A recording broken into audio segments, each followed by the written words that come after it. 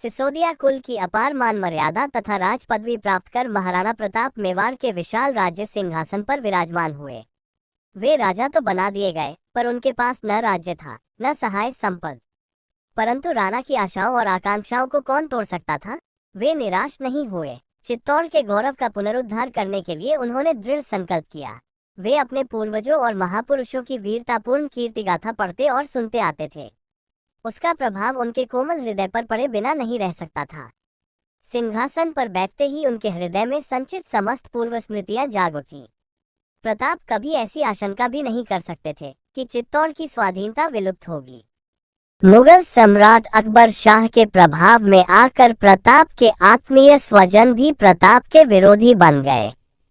मारवाड़, अंबर, बीकानेर और बूंदी के राजाओं ने भी मुगल सम्राट प्रलोभन में पड़कर अपनी स्वाधीनता और जातीयता को दिल्लीश्वर के सिंहासन पर न्यौछावर कर दिया। राजपूत राजागण अज्ञान बनकर अपनी जन्मभूमि के खुद ही मानो रक्त पिपासु बन रहे थे।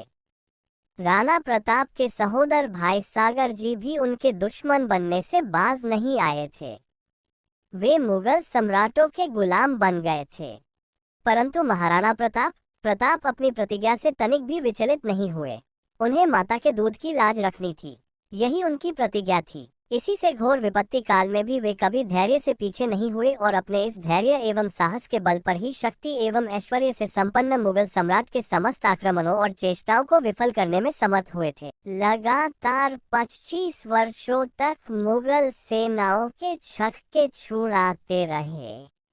कभी तो वे अपने स्त्री पुत्रादि परिवार वर्ग और थोड़े से स्वतंत्रता प्रेमी स्वामी भक्त जांबाज सरदारों के साथ जंगलों और पहाड़ी कंदराओं में छिप जाते हैं।